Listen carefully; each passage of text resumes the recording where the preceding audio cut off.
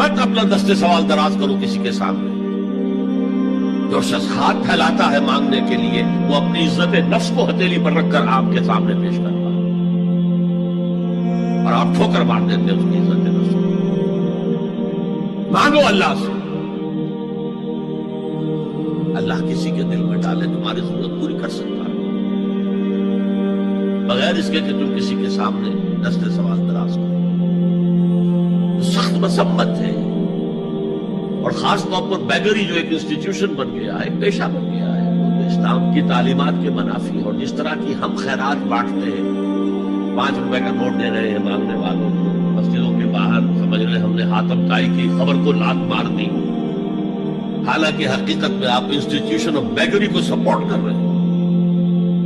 کسی ایک کو لے لو, آؤ چلو مجھے اپنا گھر دکھاؤ, مجھے بتاؤ تم واقعی اس قابل ہو یا نہیں ہو, اور پھر اس کی مدد کرے, لمسم کرے. پھر وہ 5 روپے نہیں ایسی دے کہ وہ کچھ اپنے پاؤں پر کھڑا ہو سکے.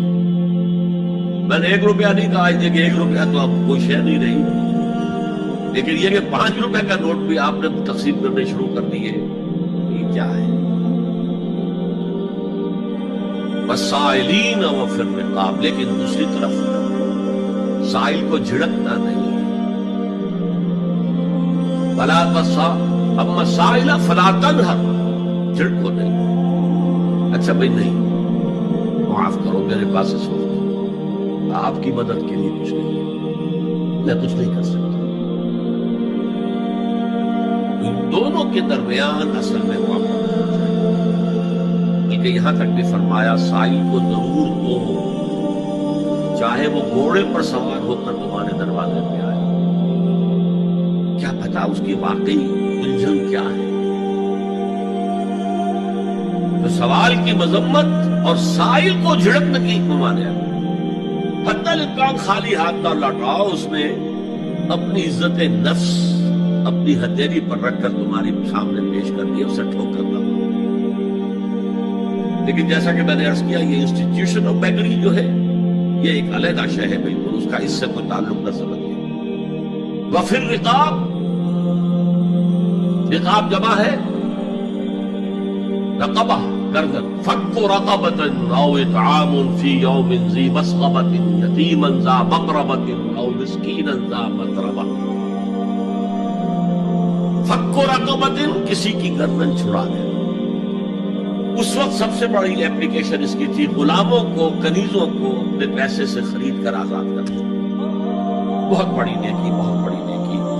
اور حضرت ابو بکر رضی اللہ تعالیٰ عنہ کے دفتر فضائل میں سب سے اونچا کام یہ ہے کہ جن غلاموں کو اور جن کنیزوں کو ستایا جا رہا تھا, their owners, their masters, ان کے آقا کو حق حاصل تھا, جو چاہے کریں ان کے ساتھ. قتل کرنے کوئی پوچھنے والا نہیں ہے. میں پہلے بھی عرض کر چکا ہوں, میری ملکیت ہے, جیسے میری بکری میری ملکیت ہے, میں نے اس کو ذبح کیا, گوشت کھا لیا, تم کون ہوتے ہو پوچھنے والے؟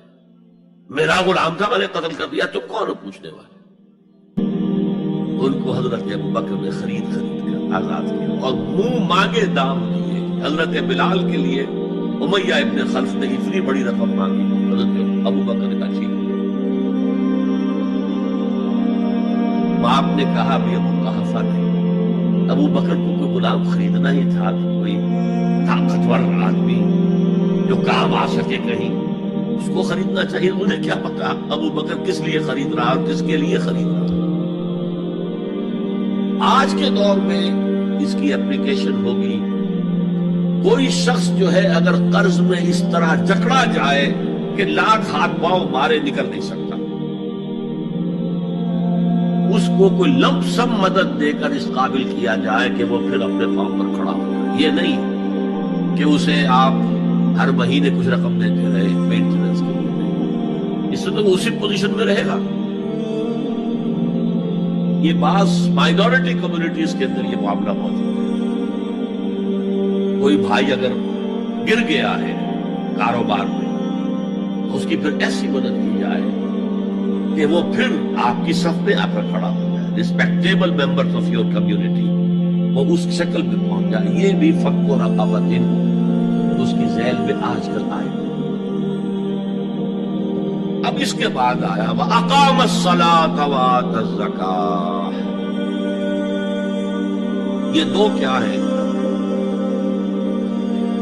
یہ عبادات کی شکل میں دو ستون ہیں جو ان دو چیزوں کو سپورٹ کرتے ہیں جو اب تک بیان نہیں. ایمان کو تازہ رکھنے کے لیے نماز قائم کرو. ہر نماز ایمان کی تجدید ہے. اقیم الصلاۃ لذکری، نماز قائم کرو میری یاد کے لیے. اپنا عہد اللہ کے ساتھ تازہ کرو. ایاک نعبد و ایاک نستعین، اے اللہ ہم تیری ہی بندگی کرتے ہیں اور کرتے رہیں گے، تجھ ہی سے مدد مانگتے ہیں اور مانگتے رہیں گے. اپنے اس عہد بندگی کو تازہ کرو، ایمان کو تازہ کرو. الحمدللہ رب العالمین الرحمن الرحیم. ایمان باللہ تازہ ہوا، مالک یوم الدین، ایمان بالآخرہ تازہ ہو گیا. یہ ہے ایمان کو قائم رکھنے کے لیے، نیکی کی اس روح کو برقرار رکھنے کے لیے اللہ تعالیٰ کی طرف سے یہ ستون ہے. الصلاۃ عماد الدین، دین کا ستون ہے. اس بحث میں اس کا مقصد کیا ہے وہ میں نے بیان کر دیا. بعد میں کیوں آ رہا ہے؟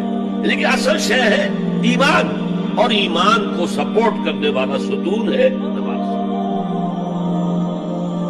عملی نیکی میں اصل شے ہے ہمدردی، ہمدردی میں مال خرچ کرنا، اور اس کے لیے ستون ہے زکوٰۃ. کم سے کم یہ 2.5% تو نکالو. بوتل کا کارک تو کھل جائے، پھر اور بھی دو، اور بھی دو، اور بھی دو. یہ تو obligatory ہے، یہ تو فرض ہے، یہ تو لازم ہے. لیکن مقصد کیا ہے؟ اس کو جو سمجھ لیا بس یہی زکوٰۃ ہی ہمارے ذمے میں ہے، وہ بڑے مبالغے میں. حضور نے فرمایا صلی اللہ علیہ وسلم، ان فی المال حقا سوی الزکوٰۃ. اے مسلمانوں، یہ نہ سمجھنا کہ بس زکوٰۃ ادا کر دی تو تمہارے مال کا سارا حق ادا ہو گیا. ان فی المال حقا سوی الزکوٰۃ، تمہارے اموال میں حق ہے اللہ کا، زکوٰۃ کے علاوہ بھی. اور پھر آپ نے یہ آیت پڑھی، وَآتَى الْمَالَ عَلَىٰ حُبِّهِ ذَوِي الْقُرْبَىٰ وَالْيَتَامَىٰ وَالْمَسَاكِينَ وَابْنَ السَّبِيلِ وَالسَّائِلِينَ وَفِي الرِّقَابِ وَأَقَامَ الصَّلَاةَ وَآتَى الزَّكَاةَ.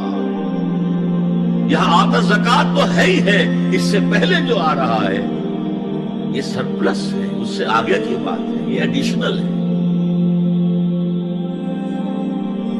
اسی لیے جب انفقوا انفقوا انفقوا انفقوا انفقوا کی جو تکرار ہوتی ہے قرآن مجید میں، ایک جگہ پھر سوال کیا صحابہ نے کتنا خرچ کریں؟ فرمایا قل العفو، کہہ دو جو بھی ضرورت سے زائد دے ڈالو. Don't accumulate, don't retain any thing.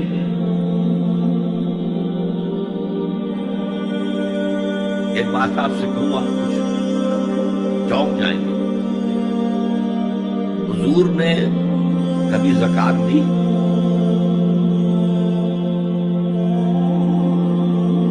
کبھی نصاب کے بقدر پیسہ آپ کے پاس جمع ہوا کہ آپ پر زکوٰۃ واجب ہو؟ ایسی عجیب بات ہے. ارکان دین میں سے ایک رکن سرے سے غائب، کبھی ہم نے مال رکھا ہی نہیں.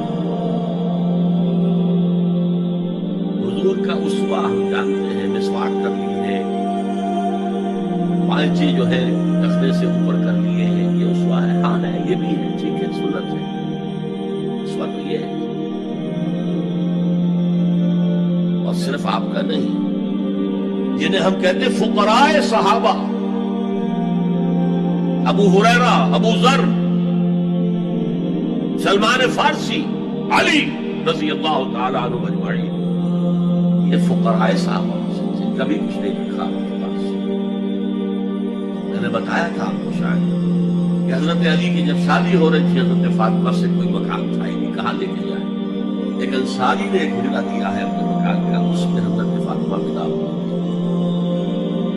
He didn't have any home. ابو ذر وہ تو دوسری انتہا کو چلے گئے تھے. قانون یہی ہے، حلال سے کماؤ، اگر ایک حد سے آگے بڑھ جائے تو زکات دے دو، باقی تمہارے اختیار میں ہے، دینا چاہو دو، نہ دینا چاہو رکھو اپنے پاس. قانون اس سے تعلق آپ کو پابند نہیں کرے گا. کبھی بھی آپ نے جبر نہیں کیا، ایمرجنسی میں بھی جبر نہیں کیا. ایک واقعہ آتا ہے کہ حضور کو کئی وقت کا فاقہ تھا.